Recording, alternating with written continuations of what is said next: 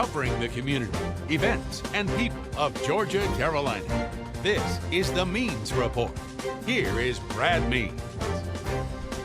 Hello everybody, and welcome once again to the Means Report. We appreciate you spending part of your Sunday with us now that our guests are gone and we have our community back to ourselves and we can begin our spring projects or continue them and get set for a wonderful rest of the spring and summer and beyond. It really is the unofficial kickoff to just about everything in Augusta, isn't it? The Masters.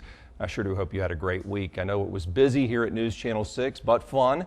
And I think we had a great final round on Sunday. Adam Scott taking the green jacket. The city of Augusta really had its best foot forward. And so with that in mind, we want to talk to the mayor of Augusta, Deke Copenhaver. As you know, he's a regular guest here on the Means Report. He stops by to update us on all things going on in the two-state, really. Mayor Copenhaver, thanks for being back. Thank you for having me, Brad. Always a pleasure. And just to pick up on that theme, Masters Week, how was it from your perspective? It was amazing across all levels for me personally, but I know that corporate housing was up, as was corporate jet travel.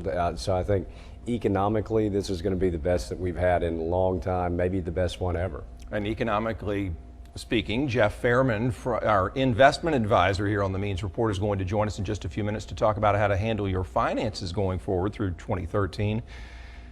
Did we, or is it too early, generate any interest from companies who might want to come here? I know Red Carpet Tour was so busy last week. We did. So I think we've got some good prospects, and it's, you know, what an event to showcase Augusta and the entire state of Georgia. So we had them in from all over the place, but it's a great way to sell the city, to sell the state. I met the president of Mitsubishi. I can't remember his name, nor could I probably pronounce it, but I thought to myself after I met him, he was with a Red Carpet Tour representative.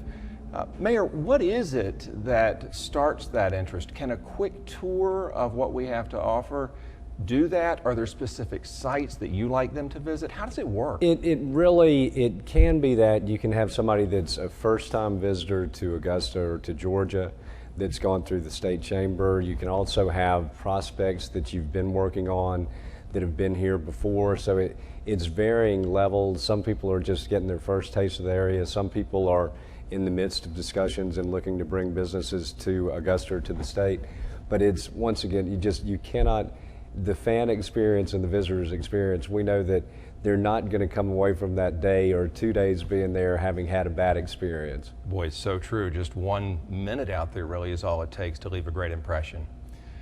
Augusta looked clean Masters Week, as it always does. Downtown looked good, but going forward, now that Caddy is dead, and it died really just before our last broadcast, if memory serves, what do you think about business owners and others being able to keep downtown clean without that official? And for those of you who don't know, Caddy was the program that cleaned up in front of businesses and around them in downtown Augusta. It's gone. What do you see happening? Well, we've had some meetings since Caddy was not reapproved. Have had some local business people step up to the plate and want to help with this. So I think we will get something else in place downtown. Because you've got the Augusta Convention Center now. You know, my whole thing is about the visitor experience. It's when people step on the grounds of the National, it makes them feel a certain way because you've got this certain atmosphere. That's what we should be shooting for throughout the rest of the city. I think we'll get something in place downtown. I think we'll get it in place within the next couple months, and because we need to focus on that visitor experience because you never get a second chance to make a first impression.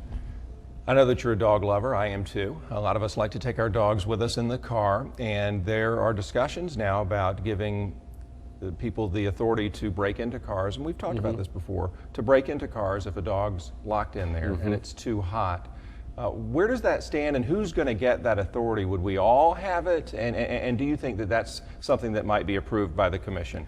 Brad, there have been ongoing discussions for that, and I don't believe it would, the way I understand it, it wouldn't be just every citizen on the street, but, you know, me personally, and you mentioned we're dog lovers. If I see a dog in the back of a car that's about to die, you know, there should be some mechanism in place that you can get the dog out. I mean, right. So I think that we will get there with that. You know, it's as with so many things, it's ongoing and ever sort of changing and shifting. What can you tell us about the transit system in Augusta, our city buses, and what's going on with those? We've gone from privatization to not privatization, and know a lot of riders are worried about the future. Well, and Brad, I've said on this show so often that really some people look at transit as being there for just people that don't have cars. You know, to my mind, I lived in Atlanta and I took MARTA all the time. If I had a viable transit, an effective and efficient transit system in place, I think you'd see so many more people riding the buses. We're working on that, sort of in fits and starts. We tried one avenue, that didn't work out as well as we had planned, but we're looking to go back out with an RFP to get other providers to come in and take a look at what we're doing here. I think we'll get that solved, but the main thing is there's no quick fix. And so often people say, well, we want to expand routes. Well, that's great, but there needs to be a correlation of where the money's going to come from to do that. But I believe the majority of the commission is committed to helping transit now. What kind of updates do you have on the plan that the city presented to GRU to expand its campus? A plan that excitingly includes the King and Sibley Mills. Any response from GRU or any indication that they might join with y'all? They definitely have an interest, and I'm so excited about this, Brad. We worked on it for 4 months to put it together, dotted our I's, crossed our T's. There's still a lot of work to be done, but I've met with the chancellor twice. The governor has been briefed, so there have been no red flags thrown up from the state to this point. We're all moving ahead, and I think we can make this thing a reality. Mayor, do you see that moving quickly? I know sometimes, as you mentioned, things don't happen as quickly as we want, but could this transformation start soon? I would hope that you could see things happening if the Mills campus gets the green light, see things happening there, you know, this year, and see buildings being perhaps built on the site going into next year. It's because they have to start building student housing. And just for your viewers' sake, the student housing would be a component. That's not all of it. You've got 1 million square feet under roof. Yeah. So it would be, you know, classroom, administrative, research space. Just to put it in perspective, one of those buildings, one of those mills, each of them individually are double the size of Enterprise Mill. It's huge. Nice. The Code of Ethics has been under scrutiny lately when we saw the 3 commissioners get censured for doing business with the city. Do you see the Code of Ethics changing for the city of Augusta, or the punishments for violating it changing after these 3 incidents? No, Brad, I don't, honestly, and I hope that this just serves as a good, you know, warning or wake-up call that we need to really mind our P's and Q's in the way that we conduct ourselves with regards to business of the city. But I was having this discussion with somebody yesterday. There's really no, you know, people have said, well, what, this commissioner's doing this or this commissioner's doing that. There's no punitive authority from within the body, and I don't see us getting to that point, unfortunately. But I just, you know, I've always tried to lead by example and try to really conduct myself as best I can with regards to being the lead representative of the city. But I hope that this is a wake-up call. Let's talk about the sheriff's office and just the general state of things in Augusta, Georgia. We're a few months into the Richard Roundtree administration. How do you think the city of Augusta is responding to him as the sheriff? And the reason we'll go ahead and ask, how are things going with that? I think they're responding well. And I think he's out there on the street each and every week, meeting with people, engaging at the grassroots level. Yes, I think that's really something important, but I think that's being very well received. Well, I see a lot of for sale signs in certain parts of town that I don't know if they've always been there, if they've just caught my eye. I also hear this buzz that Augusta is becoming a black majority community, that Roundtree's the sheriff, you're the last white mayor. And so, as we've talked about repeatedly on this show, the distrust between the races, and you and I have made efforts to make sure that there is trust between them. Do you see things shifting to where that distrust is going to rear its ugly head again and hurt our town? Not at the grassroots level, Brad, and I'll tell you, that is the blessing that I have. I'm out there engaging throughout the community every day. I go to the Y every morning. Right. That's the biggest cross-section of people you'll see, age-wise, race-wise, you know, sex-wise. But that's the Augusta that I see. you know, if you're inside the bubble and you're only talking to certain people, you're hearing the same thing. It's an echo chamber. Yeah. When I'm out there on the street talking to people, that's not what most Augustans see. And I tell people it's that, you know, the black-white thing, stop playing that. I was elected mayor of a predominantly African-American city 3 times with an average of 64% of the vote. You know, okay, I think the point has been proven. It's not the black-white thing. And on the commission level, y'all aren't really seeing color with your fellow leaders up there. No, it's, you know, sometimes I think it's generational is what I think, that you've got folks that were socialized in a different way from me or you probably when you talk about, you know, some of the folks there, but it's going to work itself out of the system over time. I tell people that some of the, you know, the bickering and the black-white thing, some of that can sometimes be more at the leadership level than it is in what I see at the grassroots level. But I don't perpetuate it because I don't believe in a divided city.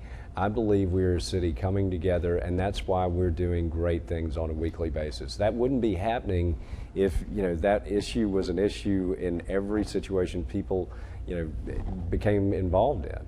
You're right, and we wouldn't be achieving a lot of the things that we've been achieving. This town is undergoing a transformation for the better, and I do hope that people can get past that. Well, you know, I thought about it at the annual United Way luncheon. You know, you see huge diverse crowd from throughout the community, beautiful celebration, and I'm like, where's this tension in this room? I mean, and I can give so many other examples, but we've progressed past that at the grassroots level. Ultimately, the leadership will too. Maybe I got there a little earlier than the other folks. No, well said, well said. And I want to conclude our time together with giving you a chance to give your feelings about what happened at the Boston Marathon. I know that you are very active in the running community. Mayor, what do you think about that? It's crushing. Yeah. And I thought about it when I saw that you know, you train so hard for these races. Your family's involved. In a lot of cases, you're raising money for charities. So the pinnacle is when you cross the finish line, and just to have that and see those runners and that juxtaposition of 2 major explosions with people crossing the finish line, it's heartbreaking. It really is. Does it make you scared to take part in big events? No, and I will tell you this, that's what endurance sports and running are about. It's rising above and overcoming adversity. So I see the running community, I see the endurance sports community, I see the city of Boston rising above all this. I mean, I'm going to take the marathon metaphor there. I mean, I believe that we are strong, we are competitive as a nation. Boston is as a city, they will rise above, and I just hope and pray that whoever did this is caught. We're going to have to change the way we do security at the Ironman here in Augusta, won't we? It'll be heightened, and it's sort of, I was watching the police commissioner from New York City last night, and he said, what do? You just make people aware of their surroundings. I mean, that's the best thing you can do. I'm sure that we'll go over our security protocols at that and every other event. I will tell you, you know, just coming off the Masters, the thought is always going to hit your head that what if something like that had happened last week here? But it's the world we live in, and fortunately, you know, you look at some other countries, particularly Middle Eastern countries, where they're dealing with this every single day. We're blessed, but we're not immune. Mayor, I know that our prayers are with all those people impacted by that, and I wish you all the best as you continue to work to make our community safe, and appreciate your time. Thank you. Always a pleasure to be with you. Absolutely. Augusta Mayor Deke Copenhaver, very busy, very nice to be here on the set of the Means Report.